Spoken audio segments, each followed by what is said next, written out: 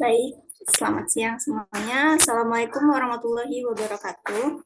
Salam sejahtera untuk kita semua. Salam Om Swastiastu, nama budaya, salam kebajikan.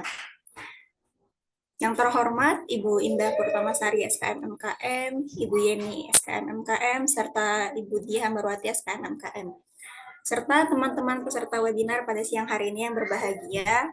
Alhamdulillah, puji syukur kita panjatkan karena berkat rahmatnya kita masih bisa berkumpul untuk bersama-sama menimba ilmu dari para narasumber yang luar biasa. Jadi, meski harus dilaksanakan secara online, semoga kita tetap sehat selalu. Kali ini, webinarnya mengusung tema webinar series yang pertama, yaitu analisis univariat dan sistem informasi kesehatan. Baiklah, sebelum memulai acara, perkenankan saya Mumtaz Anissa selaku moderator pada siang hari ini untuk membacakan susunan acara.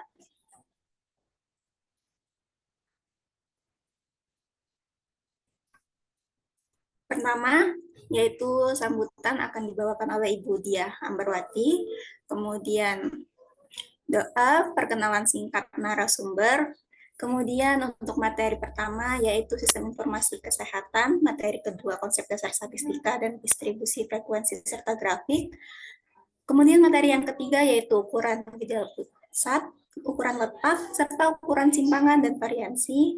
Kemudian ada sesi tanya jawab, closing statement, penutup. Baiklah, langsung saja untuk sambutan saya persilakan kepada Ibu Diah Ambarwati. Saya persilakan.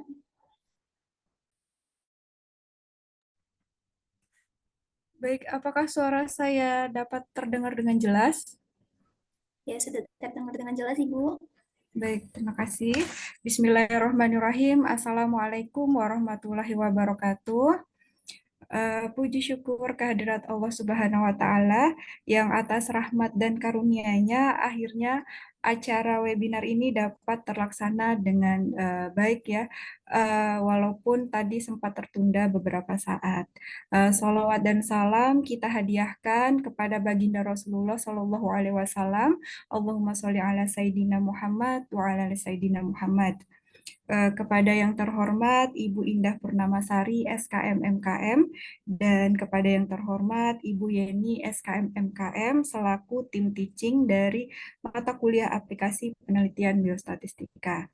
Baik, mungkin singkat saja dari saya terkait kata sambutan ini. Jadi webinar ini merupakan salah satu penerapan dari project based learning dari mata kuliah aplikasi penelitian biostatistika. Adapun salah satu tujuannya adalah bagaimana nanti lulusan dari jurusan biostatistika itu tidak hanya sekedar memahami konsep yang ada di dalam keilmuan biostatistika, tetapi juga dapat mentransformasikan keilmuannya. Dan begitu juga ketika nanti sudah berada di level masyarakat ya, tidak lagi berada di kampus, maka salah satu tanggung jawab dari ilmu pengetahuan yang kita miliki adalah dengan dapat untuk mentransformasikannya seperti itu. Jadi saya berharap acara ini dapat berjalan dengan lancar, sukses dan tidak ada rintangan apapun. Saya mengucapkan terima kasih yang sebesar-besarnya kepada segenap panitia yang telah menyelenggarakan acara ini dan salam sukses saya untuk setiap narasumber. Ini ada Mbak Dini, ada Mbak Agnes dan juga Mbak Ica. Semoga sukses dalam menyampaikan ilmunya nanti. Baik. Salah satu pesan saya adalah jangan terlalu berfokus kepada hasil yang kita peroleh karena setiap orang itu memiliki ekspektasi yang berbeda dalam melihat sebuah hasil, tetapi hargai diri kita dengan menghargai setiap proses yang kita jalani sehingga ketika kita menjalani proses itu kita bisa menjalaninya dengan segenap hati seperti itu. Mungkin demikian dari saya. Wassalamualaikum warahmatullahi wabarakatuh. Baik, terima kasih Bu Diah Ambarwati atas sambutannya. Kemudian marilah kita berdoa sesuai kepercayaan agama masing-masing. Berdoa dimulai.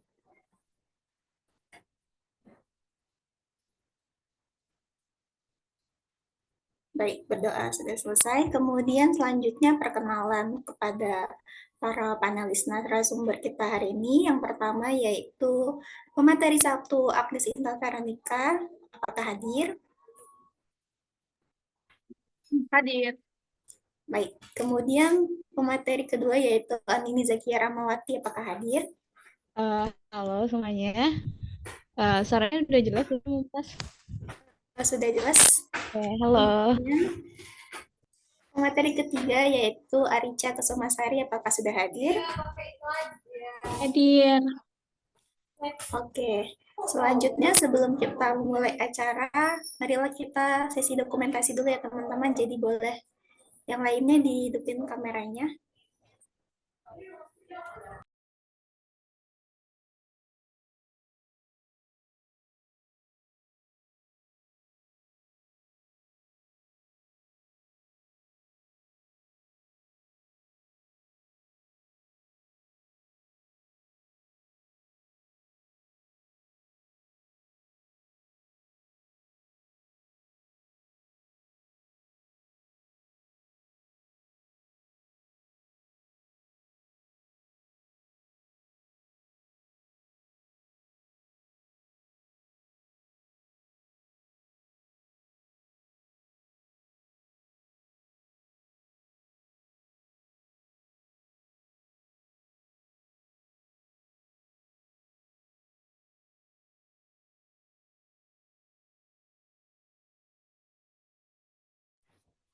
Baik, mari kita mulai ya untuk sesi dokumentasinya. 1, 2, 3. Oke.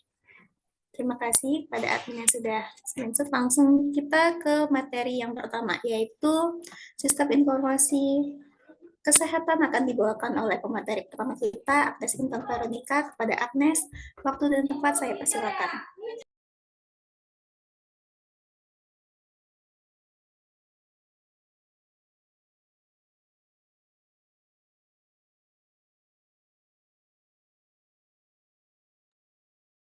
Apakah slide-nya udah tampil? Sudah tampil, Nes. Terima kasih. Baiklah, langsung saja terkait sistem informasi kesehatan. Adapun pokok pembahasan pada materi ini yang pertama konsep dasar sistem informasi kesehatan, yang kedua peran sistem informasi kesehatan dalam manajemen kesehatan, yang ketiga manajemen sistem informasi kesehatan, yang keempat sistem informasi kesehatan nasional, yang kelima sistem informasi kesehatan daerah, yang keenam sistem informasi rumah sakit, dan yang ketujuh sistem informasi puskesmas. Konsep dasar sistem informasi. Menurut McLeod, sistem adalah sekelompok elemen-elemen yang terintegrasi dengan maksud yang sama untuk mencapai suatu tujuan.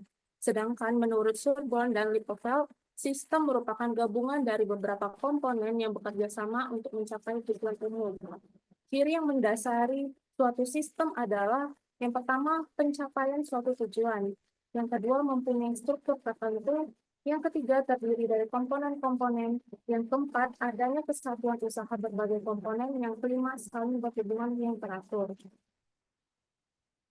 Berdasarkan komponen-komponennya, bentuk sistem terdiri dari 5. Yang pertama, input, yaitu sesuatu yang dimasukkan ke dalam sistem yang berasal dari lingkungan. Yang kedua, processing, yaitu suatu sistem dapat mempunyai suatu bagian pengolahan yang akan mengubah masukan menjadi keluaran. Yang ketiga, output, yaitu suatu hasil dari proses pengolahan sistem yang dikeluarkan ke lingkungan. Yang keempat, kontrol, yaitu berfungsi untuk mengendalikan kerja sistem sehingga proses-proses yang dilakukan sistem dapat menghasilkan keluaran sesuai dengan tujuan. Dan yang terakhir, entrapment, yaitu segala sesuatu di luar batasan suatu sistem yang mempengaruhi kerja sistem. Adapun perbedaan dari data, informasi, dan basis data, yaitu data adalah kumpulan dari informasi atau fakta yang terdiri dari simbol, angka, atau kalimat. Informasinya sendiri diperoleh dari sumber terpercaya melalui pencarian dan observasi yang cermat. Kemudian informasi adalah kumpulan kenyataan yang diolah dengan cara khusus, sehingga mempunyai tujuan bagi penerima informasi tersebut. Informasi disempurnakan agar berguna bagi penerimanya. Kemudian database atau basis data dapat dikatakan sebagai rangkaian file komputer yang saling terkait secara logika, dikelompokkan, diolah, disimpan, dan dipelihara agar ditemukan kembali dengan mudah apabila diperlukan. Selanjutnya jenis-jenis data. Yang pertama sudah tidak asing ya bagi kita, itu data primer. Data primer adalah data yang dikumpulkan sendiri oleh penelitinya. Berikutnya data sekunder, yaitu data yang diambil dari sumber yang biasanya sudah dikompilasi oleh instansi atau yang memiliki data. Selanjutnya data kuantitatif, yaitu data dalam bentuk angka yang dapat dihitung atau diukur. Kemudian data kualitatif, yaitu data dalam bentuk deskriptif yang dalam bentuk kata-kata. Kemudian data kontinu, yaitu data dalam bentuk desimal yang didapat dari pengukuran. Dan yang terakhir data diskrit, yaitu data dalam bentuk bilangan bulat dan didapat dari hasil perhitungan. Selanjutnya peran sistem informasi kesehatan dalam manajemen kesehatan. Sistem informasi merupakan jiwa dari suatu proses manajemen. Demikian pula sistem informasi kesehatan merupakan jiwa dari manajemen kesehatan. Sistem informasi kesehatan sebagai bagian penting dari manajemen kesehatan terus berkembang selaras dengan perkembangan organisasi. Sistem informasi kesehatan membantu dalam proses pengambilan keputusan untuk yang pertama, pelaksanaan pelayanan kesehatan sehari-hari. Yang kedua, intervensi cepat dalam penanggulangan masalah kesehatan. Dan yang ketiga, untuk mendukung manajemen kesehatan di tingkat kabupaten atau kota, provinsi, dan pusat, terutama dalam penyusunan rencana jangka pendek dan jangka menengah hingga jangka panjang. Sistem kesehatan harus dapat mengupayakan dihasilkannya informasi yang diperlukan untuk mengambil keputusan di berbagai tingkat sistem kesehatan. Sistem kesehatan memang terdiri berbagai tingkat sejak dari tingkat paling bawah, tingkat menengah, sampai pada tingkat paling atas. Dengan berlakunya konsep desentralisasi dan otonomi daerah, sistem kesehatan di setiap tingkat harus dapat mandiri. Adapun tingkatan tersebut yang pertama pada tingkat kecamatan, di mana terdapat kesehatan dasar lain.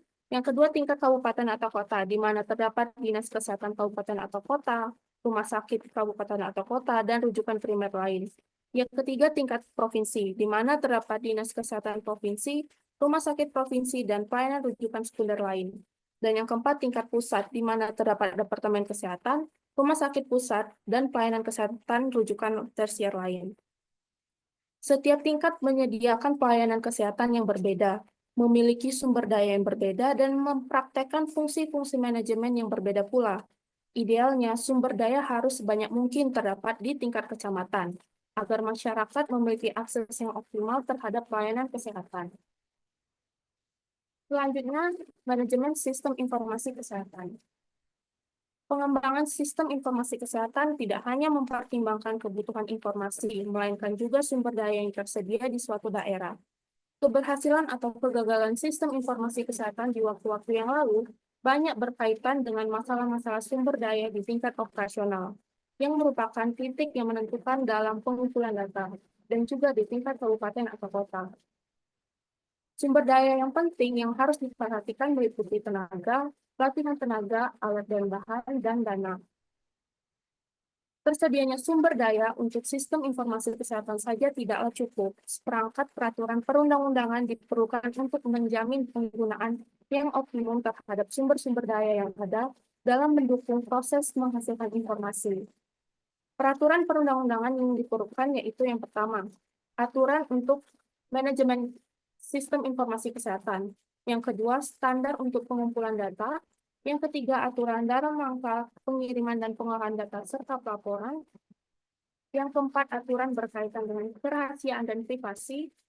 Yang kelima, aturan dan standar berkaitan dengan pelatihan. Yang keenam, peraturan tentang pengadaan dan distribusi peralatan dan bahan. Dan yang terakhir, aturan berkaitan dengan jaminan mutu. Selanjutnya, sistem informasi kesehatan nasional. Sistem Informasi Kesehatan Nasional atau SIKNAS adalah sistem informasi yang berhubungan dengan sistem-sistem informasi lain, baik secara nasional maupun internasional, dalam rangka kerjasama yang saling menguntungkan. Undang-Undang Nomor 17 Tahun 2023 tentang Kesehatan mengatur tentang penyelenggaraan Signas. Undang-undang ini mengatur tentang tata kelola dan arsitektur Signas, peran dan tanggung jawab pemerintah pusat dan daerah, ketersediaan, keamanan, dan integrasi data dan informasi kesehatan. Selanjutnya, sistem informasi kesehatan daerah. Sigda merupakan aplikasi elektronik yang dirancang untuk mampu menjembatani komunikasi data antar komponen dalam sistem kesehatan nasional yang meliputi puskesmas, rumah sakit, dinas kesehatan kabupaten atau kota, dinas kesehatan provinsi, dan Kementerian Kesehatan. Adapun produk dari Sigda yaitu Sigda generik. Sigda generik adalah upaya dari Kemenkes dalam menerapkan standarisasi sistem informasi kesehatan, sehingga dapat tersedia data dan informasi kesehatan yang akurat, tepat, dan cepat dalam pengambilan kebijakan di bidang kesehatan pada tingkat kabupaten atau kota, dinas kesehatan provinsi, dan Kementerian Kesehatan dengan memanfaatkan teknologi informasi dan komunikasi. Selanjutnya, tujuan dari Sigda. Yang pertama, petugas Sigda generik mampu mempersiapkan atau melaksanakan kegiatan yang berhubungan dengan data pelayanan dan memahami aplikasi Sigda. Yang kedua, untuk memperbaiki dengan cepat dan tepat jika terdapat kesalahan. Yang ketiga, untuk mempermudah rekapitulasi laporan bulanan dengan akurat. Selanjutnya, sistem informasi rumah sakit. Sistem informasi rumah sakit adalah suatu tatanan yang berurusan dengan pengumpulan data, pengolahan data, penyajian informasi, analisa dan pengumpulan informasi, serta penyampaian informasi yang dibutuhkan untuk kegiatan rumah sakit. Permenkes yang mengatur tentang peraturan sistem informasi rumah sakit yaitu nomor 1171 garing Menkes garing Per garing 6 garing 2011. Secara umum, sistem informasi rumah sakit dapat digolongkan menjadi tiga. Yang pertama, sistem informasi klinik atau medik. Sistem ini dirancang untuk membantu proses audit medis yang dapat menjamin agar standar mutu pelayanan selalu dipenuhi. Yang kedua, sistem informasi administrasi. Sistem ini dirancang untuk membantu kegiatan pendayagunaan sumber-sumber untuk pelayanan medis, seperti sistem informasi akuntansi, sistem informasi logistik, dan sistem informasi ketenagaan. Dan yang ketiga, sistem informasi manajemen perencanaan dan pengawasan. Sistem informasi ini ditujukan untuk perencanaan evaluasi penampilan rumah sakit dan juga untuk menilai dampak pelayanan di masyarakat. Selanjutnya, sistem informasi puskesmas. Sistem informasi puskesmas adalah suatu tatanan manusia atau peralatan yang menyediakan informasi untuk membantu proses manajemen puskesmas mencapai sasaran kegiatannya. Sistem kesehatan puskesmas melaksanakan teknis dinas pada tingkat dinas kesehatan kabupaten atau kota dan merupakan unit struktural pemerintah daerah, kabupaten, atau kota. Peraturan Menteri Kesehatan atau Permenkes nomor 31 tahun 2019 adalah peraturan yang mengatur tentang sistem informasi puskesmas. Adapun tujuan dari sistem informasi puskesmas, yang pertama, sebagai dasar penyusunan perencanaan tingkat puskesmas. Yang kedua, sebagai dasar penyusunan rencana pelaksanaan kegiatan pokok. Yang ketiga, sebagai dasar pemantauan dan evaluasi pelaksanaan kegiatan pokok puskesmas. Yang keempat, untuk mengatasi berbagai hambatan pelaksanaan kegiatan pokok puskesmas. Baiklah, demikianlah materi terkait sistem informasi yang dapat saya sampaikan. Saya harap materi terkait sistem informasi kesehatan ini, mulai dari manajemen sistem informasi kesehatan, Signas, Sigda, sistem informasi rumah sakit, dan sistem informasi puskesmas, dapat memberikan insight baru ke teman-teman dan bermanfaat. Selanjutnya, saya kembalikan pada moderator. Ya, terima kasih kepada Agnes atas pemaparan materinya. Kemudian langsung saja kita langsung ke materi yang kedua, yaitu tentang konsep dasar statistika, distribusi, frekuensi, dan grafik. Kepada ini, waktu, layar, dan tempat, saya persilakan.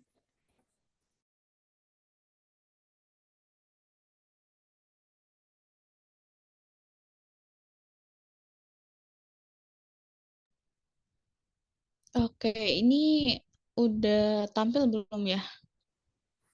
Kalau di aku masih belum, Din. Belum ya? Oke, maaf ini sinyalnya agak sedikit trouble sebenarnya di sini. Oke, sekarang udah belum? Ya, sekarang sudah muncul. Oke, mungkin eh saya coba untuk nggak bisa di full screen. Oke, baik. Terima kasih, moderator. Jadi tadi kan udah bahas tentang sistem informasi kesehatan. Lalu selanjutnya ada analisis univariat, konsep dasar statistik, dan juga distribusi frekuensi dan grafik. Mungkin pertama-tama biar lebih enak nggak, jadi teman-teman, aku di sini bukan untuk menggurui ataupun mengajari ya istilahnya, tapi di sini kami itu untuk sharing ilmu yang telah kami dapat, di mana kami belajar mengenai biostatistik itu sejak semester 5 sampai sekarang. Jadi ini murni pengetahuan yang kami dapat selama masa perkuliahan. Jadi kami ingin membaginya kepada teman-teman sekalian, barangkali bisa sebagai alat untuk ke jenjang berikutnya. Jadi di sini aku akan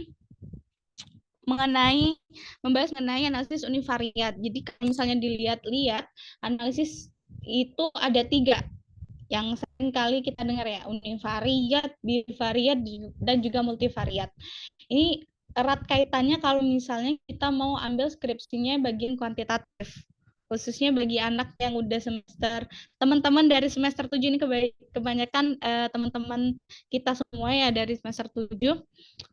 Tapi di sini kita fokusnya ke analisis univariat. Jadi yang namanya uni itu pasti satu ya.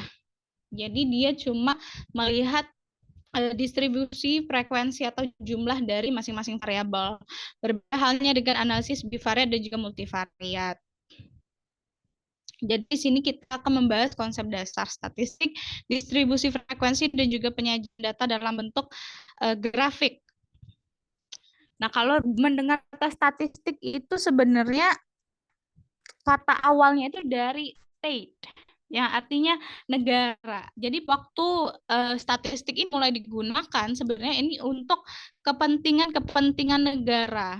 Lalu kalau misalnya dirunut lagi itu secara umumnya statistik itu disiplin ilmu yang mempelajari metode pengumpulan. Jadi dimulai dari pengumpulan, bagaimana cara kita mengumpulkan data di lapangan, lalu ada penyajian, analisa, dan penyimpulan suatu data agar menjadi informasi.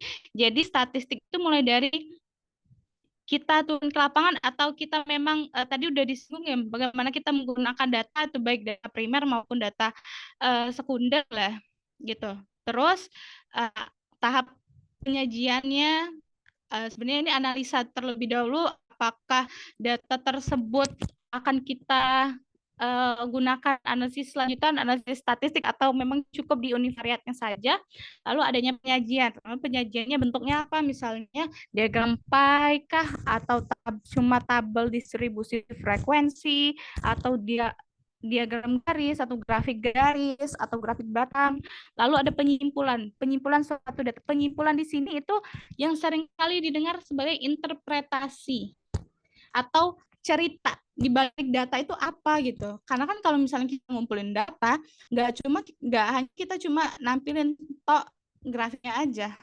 Ya mungkin kita akan lebih mudah untuk membaca. Kita tahu gitu, oh misalnya ada grafik garis tren kasus ISPA misalnya dari tahun ke tahun, ya mungkin kita tahu.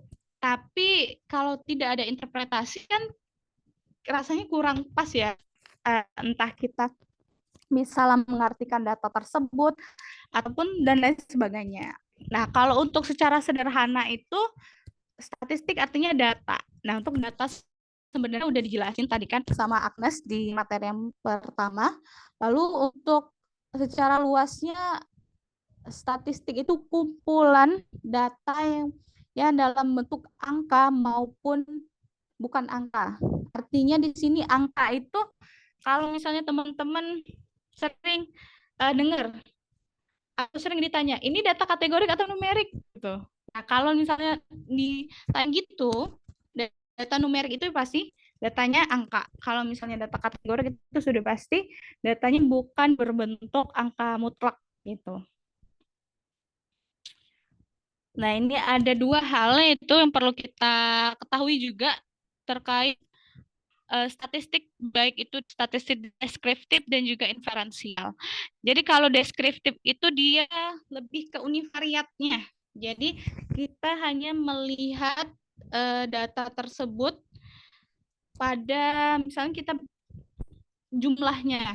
Jadi bisa berbentuk tabel, diagram, histogram, ataupun memang ada misalnya kita bisa buat dia sebagai diagram pie. Nah, itu biasanya statistik deskriptif. Jadi kita hanya menceritakan data itu memang satu persatu gitu. Kalau inferensial, dia itu lebih ke data, lebih ke analisis lanjutannya tuh, yaitu bivariat. Jadi di sini ada contohnya statistik parametrik dan juga non parametrik. Nah, kalau udah dengar statistik parametrik dan non parametrik itu merupakan lanjutan dari analisis univariat atau analisis bivariat. Artinya kita memang memerlukan uji statistik untuk mendapatkan atau untuk melihat nilai gitu, nilai atau hubungan dari antara variabel X dan juga variabel Y. Ini intermezzo aja sebenarnya, data itu apa sih? Ya, kalau misalnya diartikan secara terminologi, secara istilahnya data tuh bahan mentah. Jadi memang kalau misalnya kita ngumpulin data, itu nggak bisa serta-merta langsung dipakai. Tapi memang kita harus ada tahapnya dulu. Dari mulai ngumpulin, terus adanya analisa, dan ngumpulin dulu, adanya manajemen datanya terlebih dahulu. Itu manajemen data itu cenderung lebih kompleks dan juga lebih susah dibandingkan dengan analisis data kalau menurut aku ya gitu. Karena kalau misalnya manajemen analisis data seperti contohnya teman-teman punya data Riskesdas atau misalnya data dari riset-riset gitu. Itu kan nggak bisa serta-merta kita langsung pakai. Ya pasti kita perlu lihat dulu datanya, apakah banyak missing kah, atau memang datanya sudah sesuai, atau memang kayaknya perlu ada proses cleaning, ada proses entah itu datanya kayaknya nggak sesuai sama penelitian kita. Nah, itu kan biasanya kita ada proses sebelum analisa itu manajemen analisis data yang terlebih dahulu. Setelah pengumpulan atau setelah kita dapat datanya gitu. Tadi data primer, data yang langsung dikumpulkan oleh peneliti. Jadi kalau misalnya ditanya, kamu skripsinya pakai data primer atau data sekunder? Data primer tuh yang gimana ya? Data sekunder tuh yang gimana ya? Ya kalau data primer berarti datanya yang dikumpulkan langsung oleh peneliti. Tapi kalau misalnya sekunder ya memang kita mempelajari dokumentasi yang udah ada gitu dari objek dan juga subjek yang telah diteliti. Nah, sebenarnya ini jenis-jenis data. Jadi ada data dikotomus atau data dikotomi dan juga data continue. Jadi kalau data dikotom ini yaitu data kategorik dan atau data nominal. Nah, ini nih ini berdasarkan pengalaman juga seringkali teman-teman tuh bingung ya kalau misalnya data kategorik, numerik, ini masuknya data ordinal atau interval atau rasio gitu. Sering kebolak-balik, apalagi kalau misalnya udah di tahap skripsian dan juga nulis definisi operasional.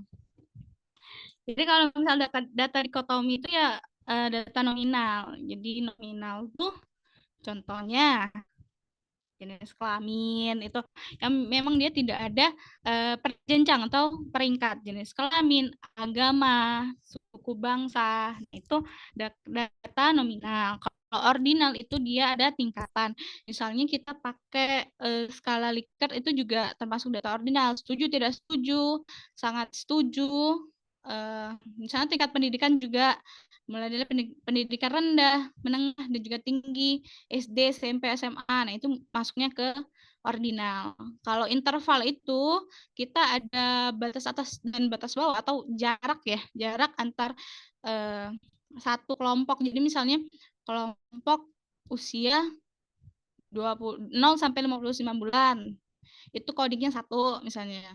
60 sampai berapa ya? 60 sampai 72 gitu. Nah, itu codingnya 2 dan seterusnya. Kalau untuk rasio itu datanya nilai mutlak.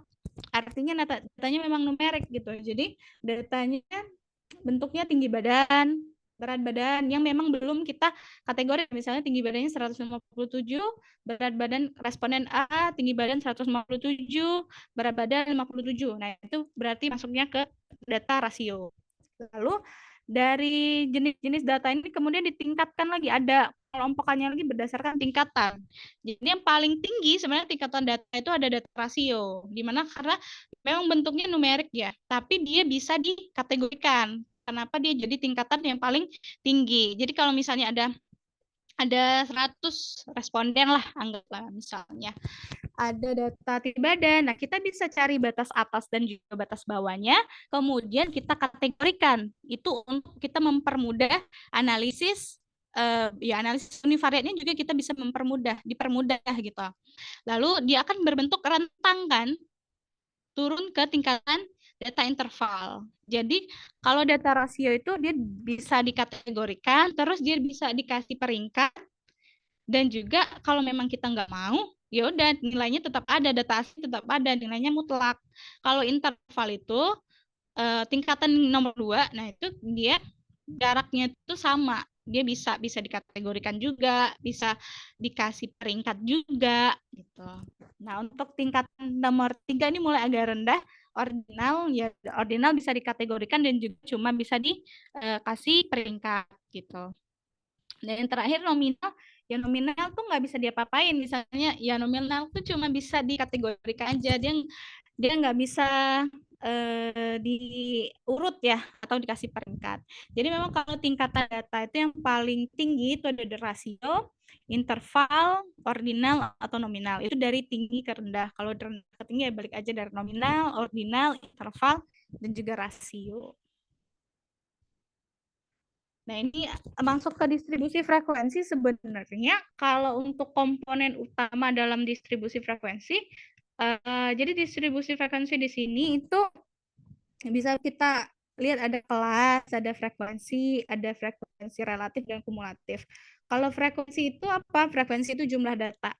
Jadi misalnya A, B, C, A itu 60, B itu 70, D itu 8, B itu 80. Nah, itu adalah frekuensi. Kalau relatif itu dia membagi seluruhnya bisa dibentuk ke dalam persentase. Nah, jadi persentase itu termasuk ke frekuensi relatifnya. Jadi berapa misalnya 70%, 80%, dan lain sebagainya. Kalau kumulatif itu penjumlahan dari frekuensi. Jadi yang kayak tadi A 70, B 80, C 90 misalnya. Untuk kita bikin kumulatifnya ya kita akan menjumlahkan dari misalnya 70 ditambah 80 ditambah 90. Nah, itu bagaimana cara kita melakukan atau mencari kumulatifnya. Untuk langkah-langkah sebenarnya sama ya, ada 3 gitu. Menentukan yang pasti kita perlu tahu intervalnya terlebih dahulu itu ada berapa. Masing-masing batas atas dan batas bawahnya itu berapa rentangnya tuh. Lalu ada menghitung frekuensi atau jumlahnya. Lalu bisa langsung masukkan ke tabel distribusi frekuensi. Jadi yang isinya itu komponen utama. Jadi kalau misalnya ada tabel, misalnya kan habis analisis univariat itu pasti ada disuruh bikin tabel saji ya. Nah, itu tabel sajinya itu isinya bisa 4 ini, mulai dari kelas, frekuensi relatif, dan juga frekuensi kumulatif. Nah, ini contohnya. Ini bedanya yang atas sama yang bawah. Sebenarnya kalau yang atas itu untuk data kategorik, yang bawah itu untuk data numerik. Jadi data kategorik itu dia pakai frekuensi, kumulatif frekuensi, persentase, dan kumulatif persentase. Ini kurang lebih ada ya 3 komponen atau 4 komponen penyusun dalam tabel distribusi frekuensi tadi. Nah, kalau untuk numerik itu dia agak sedikit berbeda. Jadi pastikan angkanya mutlak ya. Pasti bentuknya ini datanya rasio gitu, tapi nggak dikelompokkan. Setiap kita menuliskan rata-rata itu pasti harus dibarengi dengan standar deviasi. Itu pasti ada. Kalau misal median, minimum dan maksimum ini sebenarnya sepengetahuan saya itu bisa untuk kita tidak tampilkan. Tapi kalau untuk rata-rata dan juga standar deviasi ini satu paket. Jadi kalau menampilkan nilai rata-rata itu pasti ada standar deviasi. Tapi memang penulisannya itu kadang min plus minus STD atau SD gitu di tabel saji. Jadi fungsi standar deviasi di sini tuh untuk melihat atau menunjukkan keragaman data yang ada gitu berdasarkan nilai rata-rata. Lalu mengukur seberapa jauh sih nilai dalam rata-rata data tersebar berdasarkan ada satu artikel yang saya baca. Jadi kalau makin jauh standar deviasi ke nilai mean atau mean itu makin banyak variasi dalam data tersebut. Lalu sebaliknya kalau dia makin dekat berarti variasinya itu sedikit. Jadi kalau misalnya data numerik ya yang perlu diingat tampilan rata-rata ya pasti harus ada standar deviasinya. Dia udah satu paket soalnya. Nah, ini untuk penyajian datanya terlalu banyak ya karena memang basicnya sama, itu diagram ada batang, ada garis, tabel juga ada tabel biasa. Nah, ini yang bisa dimasukin ke dalam tabel saji kita gitu.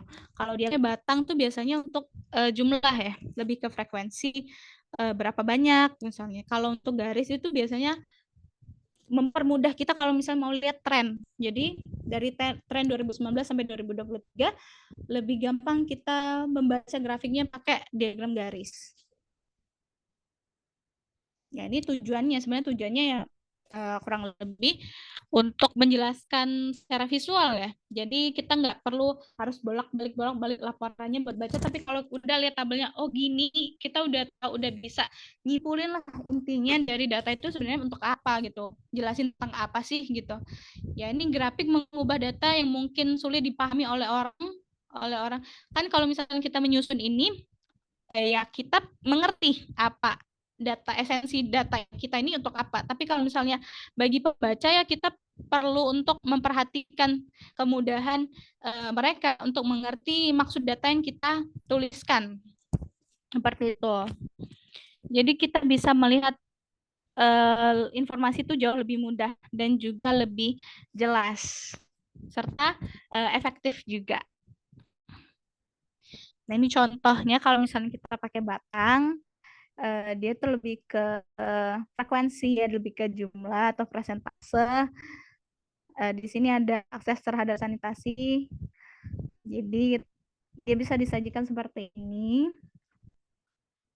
Nah, kalau untuk grafik ya, grafik garis ya ini tadi dia akan enak kalau kita lihat pakai garis ya, trennya.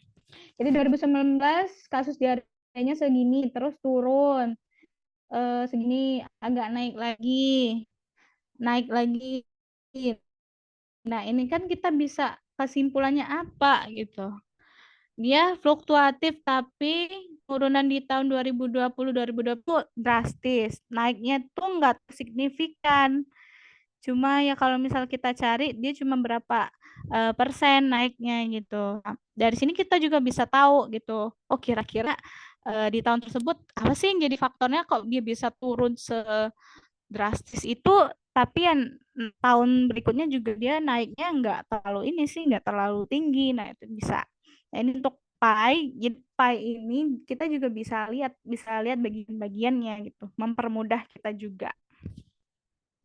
Nah, ini sebenarnya lebih ke sharing aja ya kalau misalnya udah pakai SPSS gitu. Jadi kalau univariat itu pasti mainnya di frekuensi deskriptif. Tapi perlu diperhatikan kalau misalnya nilainya datanya kategorik itu lebih pakainya frekuensi. Dia pakai menu frekuensi. Apakah dia bisa pakai menu deskriptif? Sebenarnya bisa ya, tapi tidak sesuai dengan tempatnya, tidak sesuai dengan fungsinya. Jadi kalau misal kategorik ya pakainya menu frekuensi. Karena tampilannya akan seperti ini. Sebaliknya kalau misal numerik bisa nggak pakai frekuensinya bisa, tapi dia defaultnya dia tidak akan tercentang menu-menu statistiknya. Terus tampilannya pasti akan seperti ini, muncul frekuensi, persen, valid persen, dan kumulatif persen ini muncul seperti ini pasti. Nah, ini untuk numerik, deskriptif, tampilannya akan berbeda. Nah, dia yang pasti tercentang atau defaultnya itu mean, standar deviasi, minimum, dan maksimum. Itu pasti di deskriptif. Dan outputnya juga pasti akan simple. Kalau misalnya numerik ke frekuensi, bisa nggak? Ya bisa gitu. Tapi memang outputnya akan panjang sekali. Nah, dia akan cuma ini. Jadi dari dua variabel tadi dia cuma menghasilkan satu tabel saja gitu. Kalau misalnya di frekuensi mungkin dia akan outputnya akan lebih panjang. Oke, data mencerdaskan bangsa merupakan quotes dari BPS ya. Jadi memang data itu penting banget untuk kita mau itu yang memang fokusnya di bidang statistik maupun yang bukan. Tapi dengan data itu kita bisa tahu dan juga bisa menyimpulkan informasi dengan baik dan juga benar. Oke, sekian apa yang dapat saya sampaikan. Semoga bisa menjadi insight dan juga teman-teman bisa paham gitu mengenai univariat data jenis-jenis data mulai dari tingkatan dan lain sebagainya. Kembalikan ke Mumtaz. Terima kasih. Ya, terima kasih atas pemaparan materinya Andini. Untuk selanjutnya kita langsung ke materi yang ketiga. Untuk materi ketiga akan disampaikan oleh Arica. Pada Arica, waktu layar dan tempat saya persilakan. Oke, terima kasih Mumtaz atas kesempatannya. Di sini itu mulai share screen.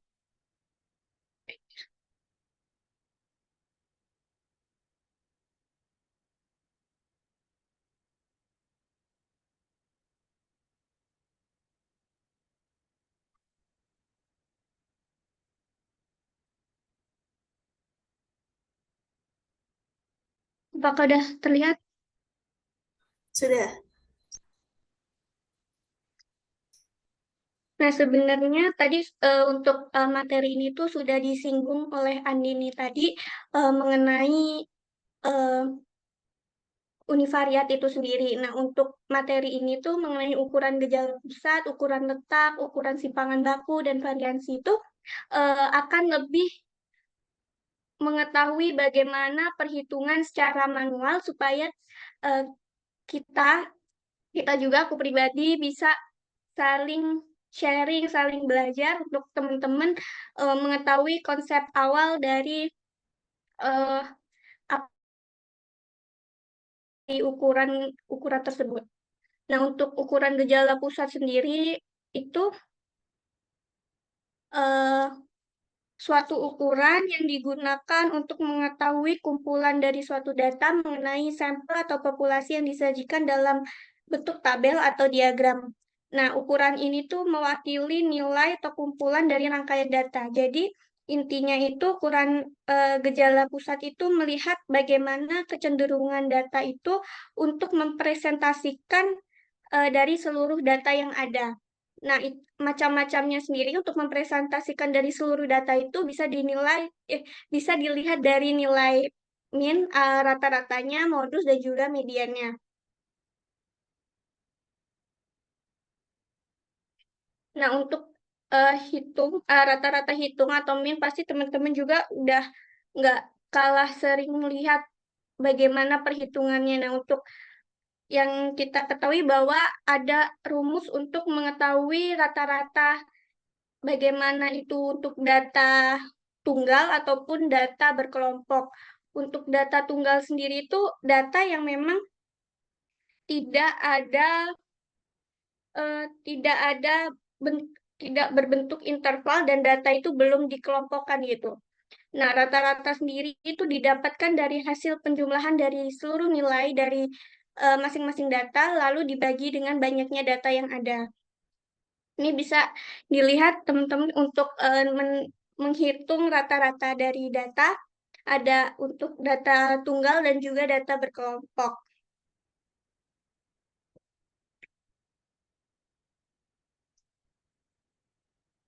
Nah, untuk supaya kita bisa lebih tahu lagi, kita nanti ada contoh soal lebih paham. Nah, kembali. Untuk modusnya, untuk ukuran modus juga ada dibagi untuk data tunggal dan juga data berkelompok. Untuk modus sendiri itu jumlah frekuensi terbesar atau terbanyak dari sekumpulan data. Yang biasanya modus ini yang data yang memang sering muncul gitu. Nah, untuk ukuran untuk data tunggal sendiri itu uh, bisa dilihat dari mengurutkan dari data dari nilai yang terkecil ke yang terbesar. Kalau untuk data berkelompok itu sudah disusun dalam tabel distribusi frekuensi. Tadi sudah disinggung oleh Andini bagaimana cara-cara untuk membuat tabel distribusi frekuensinya. Nah, untuk rumus data berkelompok modus sendiri itu menggunakan rumus ini, yang mana B ditambah dengan batas bawah kelas modus ditambah dengan panjang kelas modus, lalu nanti akan dikalikan dengan frekuensi kelas modus yang dikurang frekuensi kelas interval terdekat sebelumnya, dibagi dengan penjumlahan dari B1 dan B2. Nah, untuk jenis yang ketiga itu ada median, itu nilai tengah dari kumpulan data yang sudah diurutkan. Nah, apabila data itu ganjil, maka nilai mediannya ada satu nilai yang berada di tengah dari kumpulan data tersebut. Kemudian apabila data itu genap, maka adanya penjumlahan dari dua nilai yang berada di tengah, lalu nanti hasilnya akan dibagi 2. Nah, ini untuk rumusnya sendiri. Nah, apabila median itu berbentuk data tunggal, maka bisa dikelompokkan dari terkecil ke terbesar. Nah, jika N ganjil, N ini banyaknya data. Kalau ganjil, maka menggunakan rumus XN plus 1 dibagi 2. Nah, jika banyaknya data itu genap, maka menggunakan rumus ini. Nah, apabila untuk median untuk data berkelompok sendiri menggunakan juga harus disusun dalam daftar distribusi frekuensi dengan rumus yang seperti ini, lalu dengan penjumlahan dari batas bawah kelas median ditambah dengan panjang kelas median. Lalu dikalikan dengan ukuran sampel atau banyaknya data dikurang jumlah frekuensi kumulatif dibagi frekuensi dari kelas median. Nah, ini untuk contoh soalnya.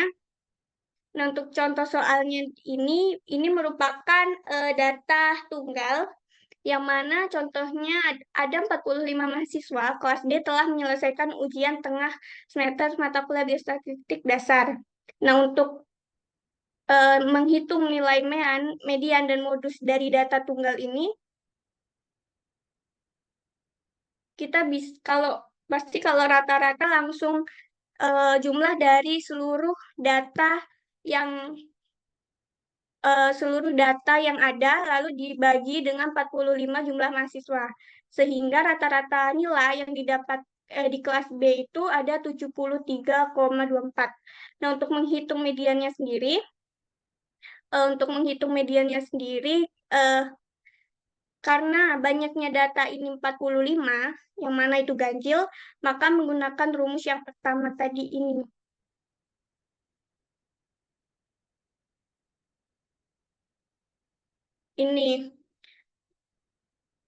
Jadi, untuk menggunakan rumus ini, 45, karena XNN-nya itu 45, ditambah 1 dibagi 2. Jadi 40X46 dibagi 2, X23, 73. Nah, menghasilkan nilai medianya 73. X23 ini dapat dilihat dari data yang telah disusun dari nilai yang terkecil ke yang terbesar, yakni 73. Kemudian untuk modusnya, karena ini data tunggal, maka modusnya kita bisa langsung mengurutkan dari nilai kecil ke terbesar. Jadi modusnya ada 75 nilai yang data yang sering muncul, yang paling banyak frekuensinya. Nah, ini ada contoh soal untuk data berkelompok. Nah, ini karena kalau ini berbentuk data berkelompok karena sudah membentuk interval, datanya sudah dikelompokkan. Nah, untuk soalnya sendiri ada 50 mahasiswa kelas A telah menyelesaikan ujian lisan. Berikut merupakan hasil ujian. Nah, hitung nilai median modus. Nah, sebenarnya biasanya kalau soal-soal itu lebih di soal itu lebih menampilkan nilai dan juga frekuensinya. Nah, untuk X, yang mana X itu nilai tengah dan Fx itu hasil dari perkalian dari frekuensi dan nilai tengah. Nah, ini kita bisa menghitung nilai tengahnya itu dari melihat hasil penjumlahan batas akhir batas bawah ditambah batas atas dibagi 2, yang mana 15 ditambah 25 dibagi 2, jadi 20. Kemudian dikalikan menjadi 200 dan seterusnya. Maka bisa kita ketahui rata-ratanya menggunakan rumus tadi menjadi 51,2. Kemudian untuk mediannya, karena ini data berkelompok, jadi kita setengah N, ini N-nya banyaknya 50, berarti 50 dibagi 25. Sebelum melihat ini, kita harus membuat tabel bantuan untuk melihat frekuensi kumulatif. Frekuensi kumulatif itu dengan cara menghitung frekuensi awal ditambah dengan frekuensi untuk berikutnya. Karena ini yang awal 10, kemudian ditambah 5, menjadi 15, lalu 15 ditambah 6, 21, dan seterusnya. Nah, untuk mencari dari rumus ini, kita dapat melakukan, karena data setengah dibagi 50, banyaknya data, jadi 25. Untuk nilai 25, kita bisa lihat di kolom frekuensi kumulatifnya itu di 25 itu ada di interval 4. Jadi ada di interval 4 ada di kelas 4, interval 48 sampai 58. Sehingga batas bawahnya itu dapat kita cari dengan 48 dikurang 0,5 menjadi 47,5. Untuk P yaitu panjang kelasnya itu 11, F itu 21, F-nya 4. Jadi untuk ini frekuensi kumulatif sebelum kelas median. Jadi ini kan frekuensi kumulatif 25, sebelumnya dari 21. Nah, ini F kecil itu frekuensi kelas mediannya, ada 4. Jadi di nilai-nilai yang diketahui itu dimasukkan ke rumus menghasilkan nilai mediannya 58,5. Untuk modusnya, yaitu nilai yang paling banyak ada pada interval 70 sampai 80. Ya, ini kita lihat di tabelnya, frekuensi yang paling muncul itu ada di interval 70 sampai 80. Sehingga batas bawahnya itu 69,5. Kemudian panjang kelasnya 11. B1 yaitu frekuensi kelas modus dikurang frekuensi sebelum kelas modus, 11 dikurang 83, kemudian B2-nya frekuensi kelas modus dikurang frekuensi setelah kelas modus, yaitu 6. Jadi 11 dikurang 6. Jadi 5, terus setelah diketahui kita bisa dapat memasukkan ke rumusnya.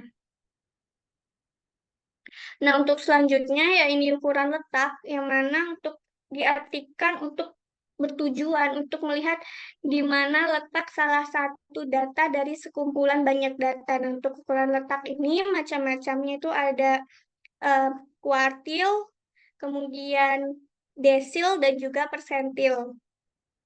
Untuk kuartil juga ada data tunggal dan juga data berkelompok. Nah, kuartil data tunggal itu dapat dilakukan dengan menyusun data dengan mengurutkan dimulai dari kecil ke terbesar. lalu menentukan letak kuartil dengan menggunakan rumus ini. Untuk data berkelompok itu bisa melakukan dengan menyusun distribusi frekuensi. Nah, begini untuk menyusun pertama tahapannya itu dengan menyusun data dari kecil ke terbesar, lalu menghitung range atau jangkauan dengan rumus data terbesar dikurang data terkecil, lalu jumlah kelas atau K, dan panjang intervalnya I dengan rumus K sama dengan 1 ditambah 3,3 log N. N ini banyaknya data. Kemudian rumus panjang interval itu I sama dengan jumlah kelas K dibagi dengan jangkauan range.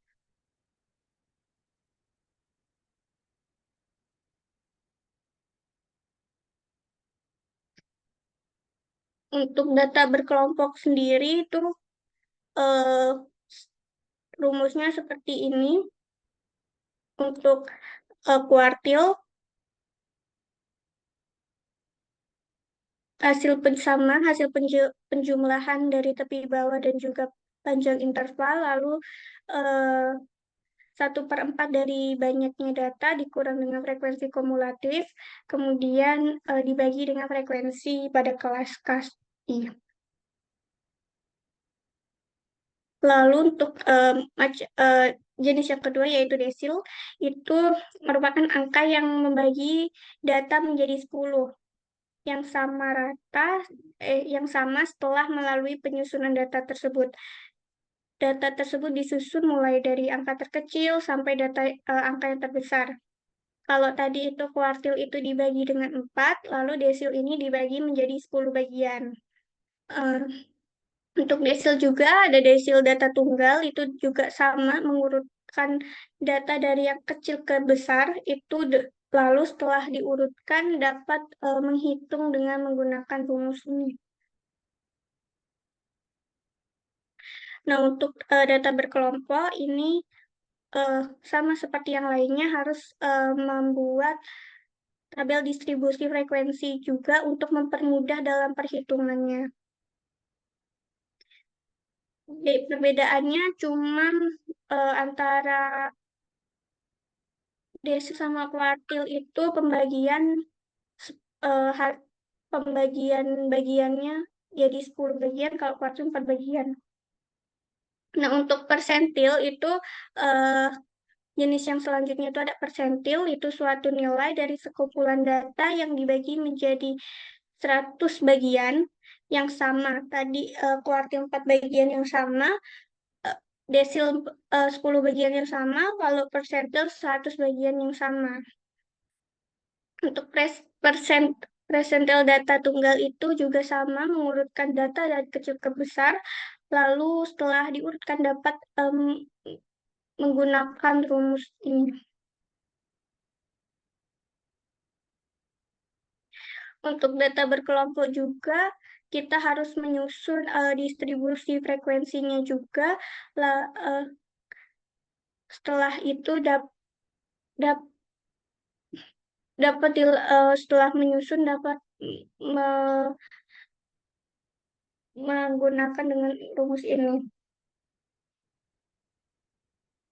Ini ada contoh soal. Ini contoh soal ini sama soalnya, tapi cuman di sini kita menghitung nilai dari kuartil ketiga, kemudian desil ke-7, kemudian ada persentil ke-20. Nah, ini merupakan data tunggal, sehingga hanya menggunakan rumus yang digunakan adalah ini. Karena ini mencari kuartil ketiga, maka menggunakan rumus KI sama dengan I ditambah N plus 1/4.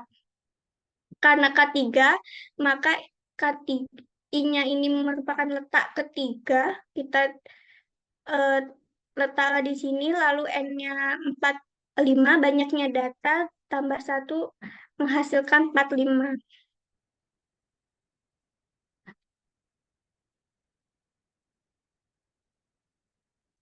Sehingga sebelum itu kita untuk memasukkan, karena datanya itu 34,5, maka data itu berada di antara 34 dan 35. Sehingga data ke 34 itu merupakan nilai 82, kemudian data ke 35 merupakan nilai 83. Sehingga untuk mencari kotak ketiganya itu dapat menggunakan rumus data ke 34 ditambah 0,5, karena 0,5 itu dihasilkan dari ini, 0,5, sehingga 0,5 data 0,5 itu angka di belakang koma dari 34 ini. Kemudian data ke 35 dikurang data ke 34.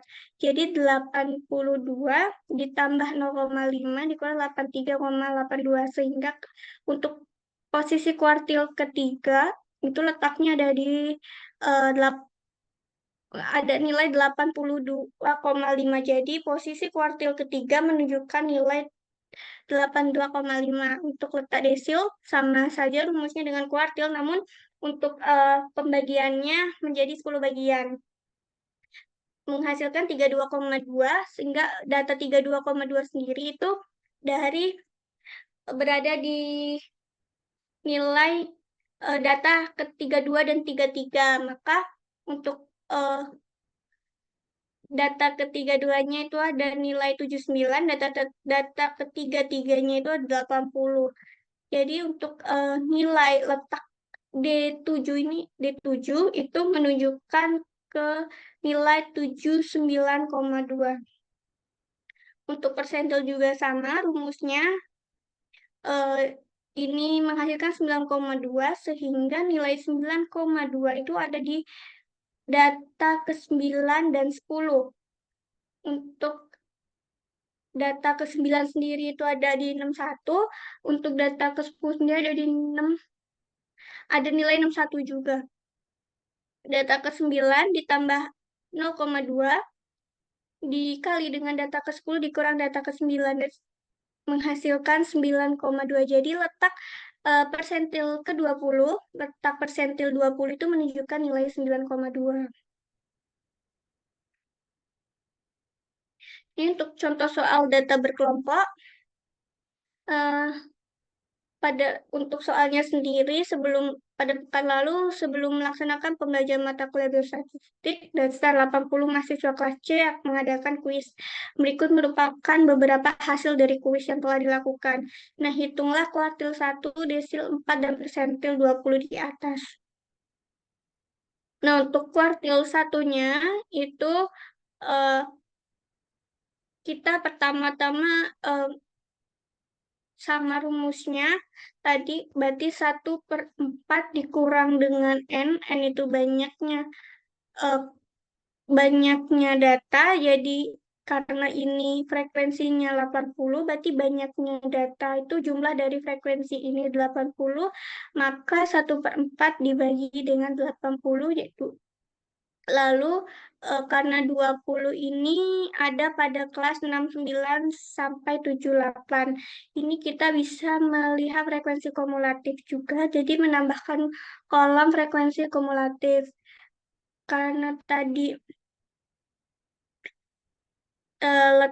menghasilkan 20, jadi untuk nilainya ada di kelas 5, interval ke 69 sampai 78. Untuk nilai batas bawahnya, kuartil 1 68,5, panjang kelasnya ada 10, frekuensi kumulatifnya itu ada 19, kemudian frekuensi nilai kuartilnya sendiri itu ada 22. Tinggal masukkan nilai-nilai yang sudah diketahui tadi ke dalam rumus, sehingga menghasilkan nilai kuartil 1-nya 68,95. Jadi posisi kuartil pertama itu menunjukkan nilai 68,95. Kemudian untuk mencari letak desil keempat, sama dengan cara kuartil tadi dibagi dengan 10, sehingga eh, 4 ini dibagi dengan banyaknya data 80 lalu menghasilkan 32. 32 itu ada di interval 69,78 sehingga nilai-nilai yang sudah diketahui sama dengan langkah cara mencari kuartil dapat dimasukkan ke dalam rumus sehingga mendapatkan nilai 74,4.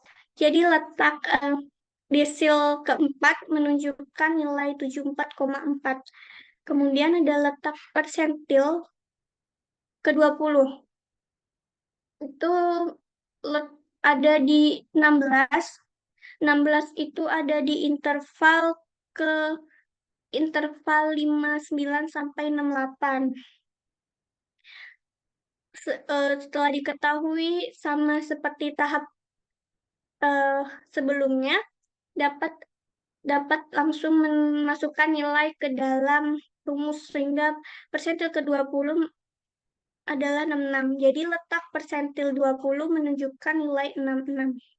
Nah, untuk selanjutnya yaitu ukuran simpangan baku yang biasa kita dengar seperti standar deviasi. Itu salah satu cara untuk mengukur variasi sekelompok data kuantitatif. Besar standar deviasi ini menunjukkan tingkat variasi dari sekumpulan data tersebut. Nah, ini untuk rumusnya juga ada rumus simpangan baku data tunggal dan juga data berkelompok. Nah, variansi juga untuk selanjutnya variansi itu dapat menggambarkan bagaimana berpencarnya suatu data kuantitatif. Variansi dapat diberi simbol ini theta 2 kuadrat untuk populasi dan untuk simbol S2 untuk sampel. Ini merupakan contoh soal dari ukuran simpangan baku dan variansi. Ini merupakan data berkelompok sehingga menggunakan rumus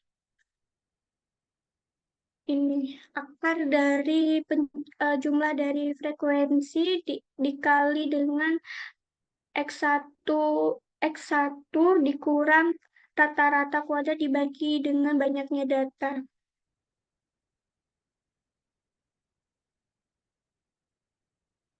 Untuk menentukan sebelumnya untuk kita bisa menentukan variansi atau standar deviasi itu bisa kita lakukan dengan tabel tambahan supaya kita lebih mudah untuk menghitung secara manual. Nah, ini X1 yang mana itu nilai tengah seperti tadi penjumlahan dari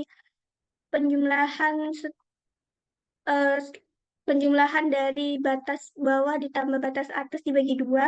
Kemudian F1 dan X1 ini perkalian dari frekuensi dan juga dikali nilai tengah. Kemudian X1 dikali ini rata-rata. Sebelum membuat kolom 5 ini kita harus menghitung rata-ratanya. Karena ini datanya berkelompok, jadi kita menggunakan perkalian jumlah seluruh dari frekuensi kali nilai tengah menghasilkan 31,02 dibagi 19 banyaknya data yaitu menghasilkan 163,3. Sehingga untuk membuat kolom ke-5 ini dapat melakukan pengurangan dari nilai tengah menghasilkan ini, kemudian untuk kuadratnya dari ini kita langsung bisa dikuadratkan. Untuk kolom terakhir kita dari perkalian dari frekuensi. Sehingga untuk rumus simpangan baku sendiri ini F1 dikali X frekuensi dikali nilai tengah dikurang rata-rata kuadrat per banyaknya data. Jadi 82,3,71 dibagi 19 yaitu akar 43,35. S-nya berarti 6,584. Untuk variansinya sendiri itu mudah, kita bisa langsung mengkuadratkan dari nilai standar deviasi tersebut. Jadi menghasilkan 43,35.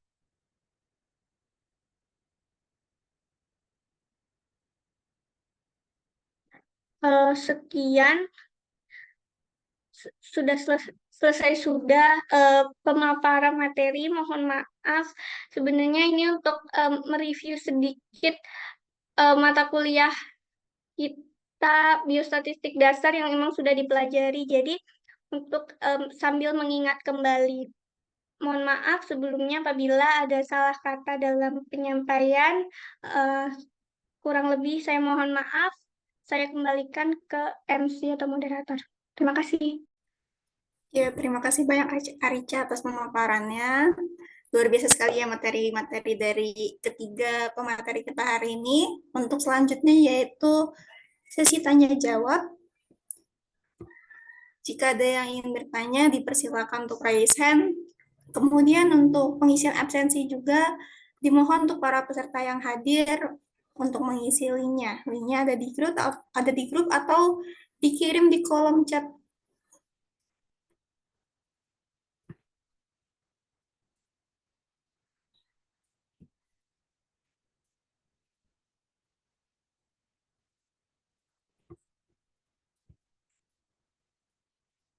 Ya, berikut linknya sudah dikirimkan oleh admin ya, silakan untuk mengisi teman-teman sekalian.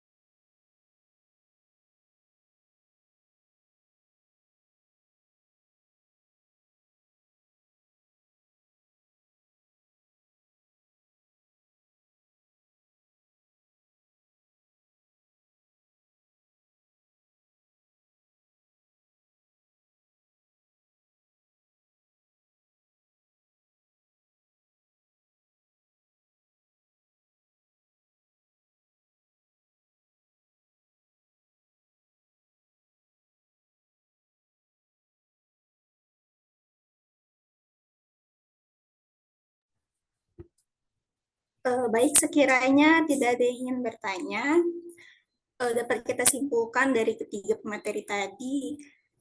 Jadi penjelasan dari Agnes yaitu tentang sistem informasi kesehatan itu saja pengertiannya ada beberapa macam ya. Kemudian dari Andini juga tentang konsep dasar statistika, distribusi frekuensi dan grafik. Itu tadi masuknya di analisis univariat. Dan kemudian dari Arica barusan dibahas untuk menghitung ukuran gejala pusat, ukuran letak, serta ukuran simpangan dan variansinya. Jadi bagi teman-teman sekalian yang ingin bertanya di luar ini secara langsung kepada pemateri dipersilakan ya. Baiklah, jika tidak ada yang ingin bertanya, saya tutup.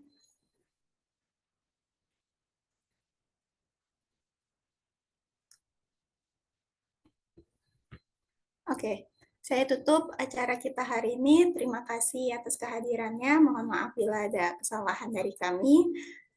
Assalamualaikum warahmatullahi wabarakatuh. Terima kasih teman-teman sudah datang. Waalaikumsalam warahmatullahi wabarakatuh. Terima kasih semuanya.